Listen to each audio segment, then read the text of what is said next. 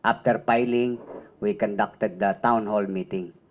Ang isang inirereklamo ng mga taga-lungsod ng Maynila talaga, nakakalungkot man, but it came from their mouth. Nangadugyot ulit ang Maynila ngayon. Nung araw naman, nalinis na natin yan eh. I mean, kayo mga kasama ko lahat eh. Nilibagan ko talaga yung Maynila. Pinaliguan dito, pinaliguan doon. And we put things in order. Now, to the people of Manila who are watching and listening right now, with regard to the question na dumudumi ulit ang Maynila, pumanatag po kayo, may awa ang Diyos. Sa tulong po ninyo, lilinisin po natin ang lungsod ng Maynila.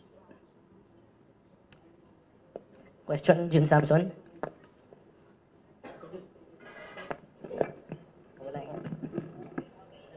Morning, Mayor. Vice. Morning. Google ulit.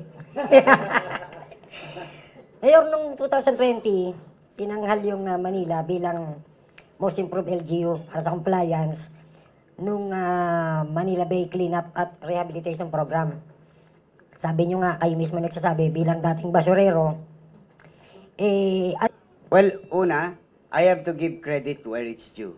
With regard to Rojas Boulevard, it was done by the national government through the leadership of PRRD, former President Rodrigo Roa Duterte, and DNR. Inayos nila yung Rojas Boulevard with regard to the order of Supreme Court, yung Mandamus ruling. The Mandamus issued by the Supreme Court. Kami naman, participants, ang City of Manila. In our own little way, yung aming Baseco Beach, yun, City of Manila yun. Yung mga estero, ayun, Manila yun. Lahat ng bahagi ng tubig na sa looban na nilinis natin, yun, Manila yun. Paano nangyari? Nagtayo tayo nung, naalala nyo yung Estero Rangers natin? Naka-assign lang sila sa ilog.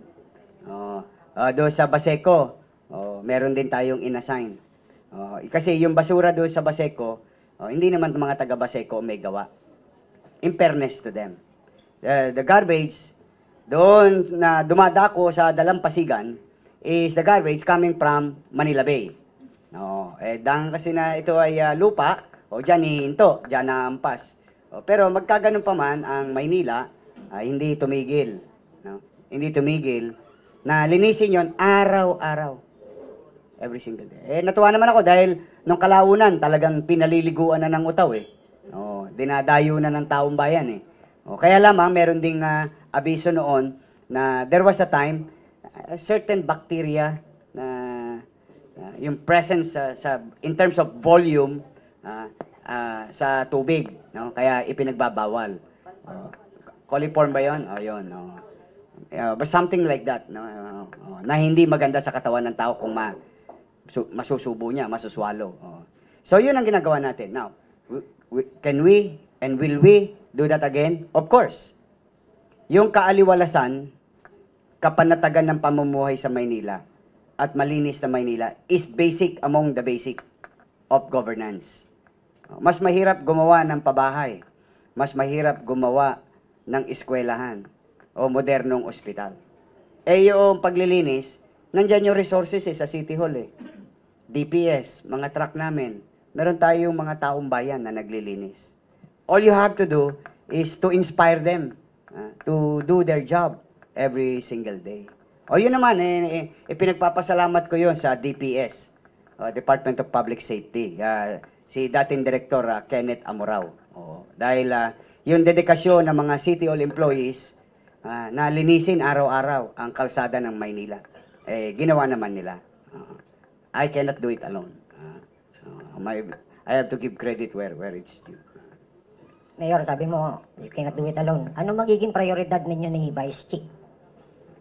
Una natin pasagutin si Chi kasi meron siyang prioridad din. Tapos ako. Pwede ko dagdagan yung tungkol sa cleanliness. Sige po.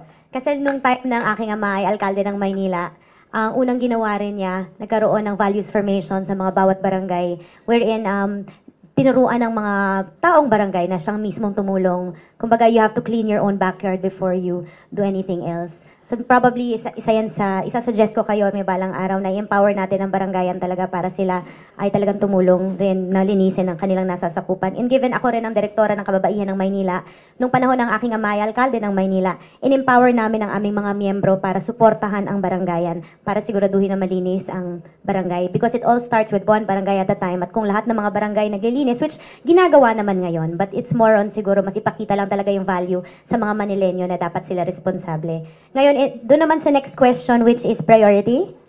Livelihood. Kanina minention ni Yorm na minimum basic needs nga ang priority natin. Pero ang ambag ko, pagdating naman sa aming tambalan is livelihood because given that ang kababaihan ng Maynila, organisasyon na 40 years na gumagana, ang main thrust namin is to provide livelihood training para sa mga Manilenyo. At para sa akin, sa paglilibot ko sa Pilipinas, no, isang broadcast journalist, paglilibot ko sa Maynila, nakita ko ang solusyon talaga sa kahirapan is mas agresibong mga proyekto at programa na nakatuon sa livelihood and employment ng mga Manilenyo.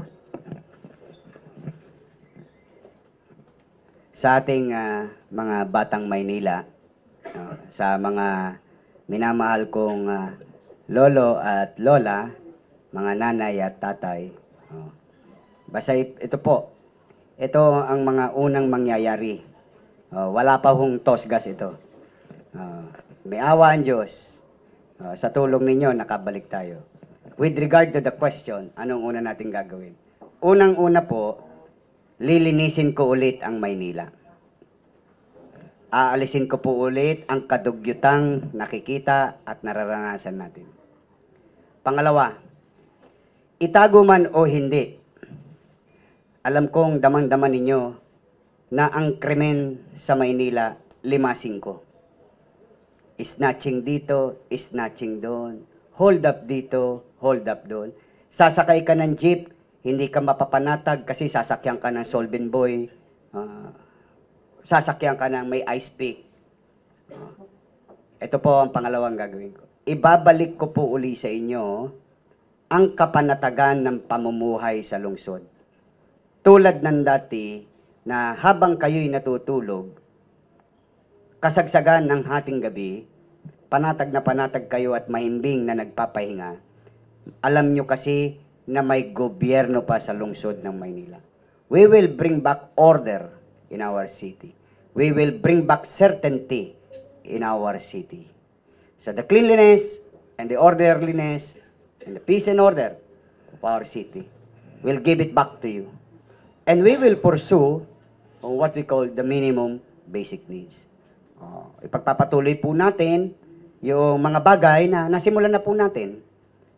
Ang pagtatatag ng kasiguruhan sa panirahan, ang ating mga in-city vertical housing. Ang mga ospital ay may gamot. Yun po, ibabalik ko po ang gamot sa health center. Ibabalik ko po ang gamot at kakailanganin ng isang pasyente sa ating mga ospital. Babait po muli ang ating mga iilang medyo konsumidong healthcare worker. Opo, pangingitiin ko po ulit sila.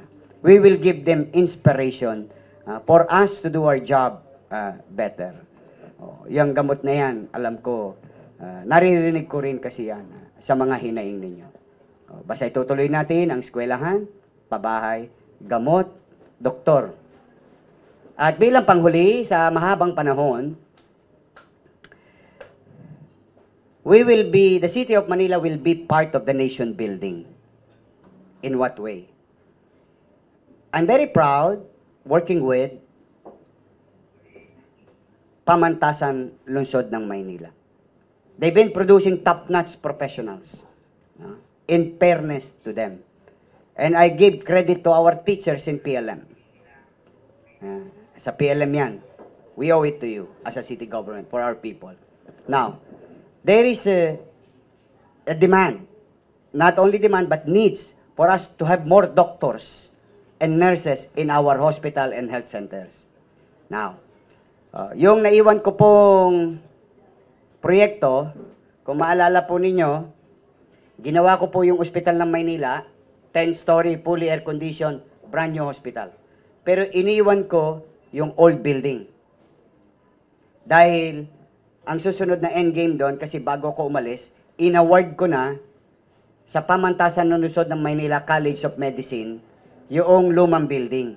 Because we are going to create a space to be made available sa ating mga future doctors, nurses, and other medical practitioners in the city of Manila. We will build the pamantasan lungsod ng Maynila College of Medicine School under PLM in our old building to be redesigned, no?